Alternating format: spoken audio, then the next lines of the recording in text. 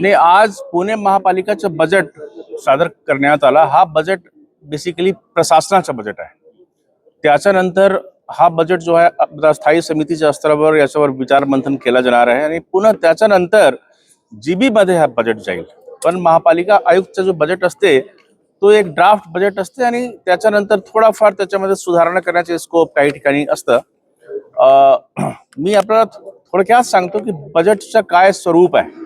एक तर असं आहे की बजेटमध्ये एकूण जे काही आमचे जमा आणि खर्च बाजू दोन आपण धरतो की किती जमा होणार आणि किती खर्च होणार।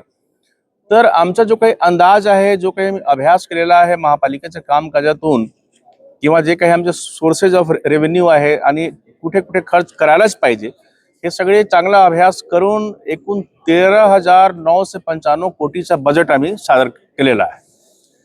मेन याच्यामध्ये असं आहे की हे 13,995 कोटी आहे। तुम्ही जर पाहिलं तर याच्यामध्ये आम्हाला नवीन जे काही 23 गाव आमचे ऍड झालेले आहे, नवीन 23 गावामध्ये विकास कामे जे काही होईल त्याच्यामुळे आम्हाला जास्त रेव्हेन्यू येऊ शकतात। तसेच आमच्याकडे टॅक्स डिपार्टमेंटमध्ये बरेच काही रिफॉर्म सुरू आहेत, तर नक्कीच आमचा जो काही टॅक्स आहे, नॉर्मली जो मिळकत कर असतो याच्यामध्ये सुद्धा वाढ होण्याची शक्यता आहे। तसेच जे काही नवीन आमच्याकडे सोर्स आहे, आता शासनाचा जे काही नवीन ग्रांट्स वगैरे होऊ शकते, तसेच कुठेही नवीन आम्हाला काही कर्ज घ्यायचं असेल तर हे सगळे स्कोप पाहून आम्हाला 13,995 कोटीचं बजेट खूप एक आपल्यासाठी बॅलन्स्ड बजेट आहे। मुद्दा असा आहे की ह्या बजेटमध्ये आपण कुठल्या विषयावर प्राधान्य देतो आहे। तर आपल्याला माहिती आहे की महापालिका मध्ये जे काही कामकाज होत आहे त्याच्यामध्ये सर्वात मोठा काम आमचा आहे की शहरात जे काही ट्रॅफिक आहे आणि जे मोबिलिटीचे प्रश्न आहेत त्याच्यावर आम्हाला एक चांगल्या प्रकारे तोडगा काढणे आवश्यक आहे। पहिल्यांदा यावेळी 1800 कोटीचं बजेट जे आहे रोडचे कामासाठी आम्ही केलेलं आहे, हे पूर्वीपेक्षा अतिशय जास्त आहे। म्हणजे दुसरा जो अतिशय महत्वाचा विषय आहे आमचा पाणी पुरवठा। पाणी पुरवठ्यामध्ये सुद्धा जर पाहिला तर हे मागच्या वर्षीच्या तुलनेत नक्कीच 300-400 कोटी जास्त आहे, कारण पुणे शहरात जे काही भौगोलिक दृष्ट्या जे काही वाढ होत आहे त्या हिशोबाने पाणी पुरवठा अतिशय महत्वाचा विषय आहे।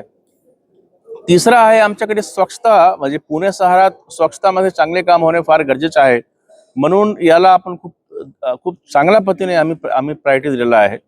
पुणे शहरात जे काही विकास कामात जे काही तेजी आलेली आहे मागच्या काही वर्षात, याच्यामुळे लोकांना असं वाटते की पर्यावरणावर सुद्धा भर देणे फार गरजेचे आहे। आपल्या शहरात जे काही वाढते प्रदूषण असेल किंवा जल प्रदूषण असेल, आपण पहिल्यांदा पर्यावरण विभागावर जास्त आपण निधी देण्याचा प्रयत्न केलेला आहे आणि जे काही नदी प्रदूषण असेल, जल प्रदूषण असेल, वायू प्रदूषण थांबवण्यासाठी आम्ही याच्यावर काम करतो आहे।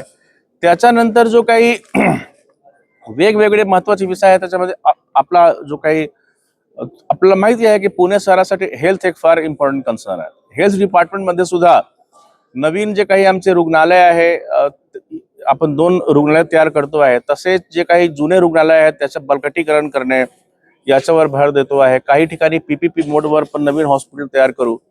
शिक्षण विभाग मध्ये आदर्श स्कूल जे आहे ते 75 आदर्श स्कूल, 75 ठिकाणी 114 आदर्श स्कूल जे आहे त्याच्यावर आम्ही काम करतो आहे। तर हा आपल्यासाठी एक अतिशय महत्वाचा इश्यू आहे।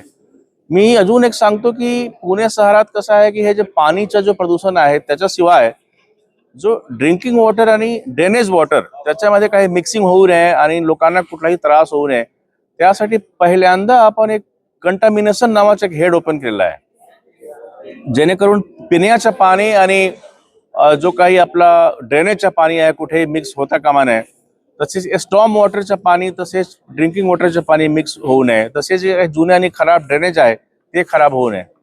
याच्यानंतर जो सर्वात महत्वाचा विषय आपल्या बजेटमध्ये असा आहे की हे जे नवीन गाव ऍड झाले 23 गाव 2021 मध्ये, तसेच 2017 मध्ये 11 गाव, हे सगळे गावामध्ये आज पण काही ठिकाणी मूलभूत सुविधाचा अभाव दिसतो।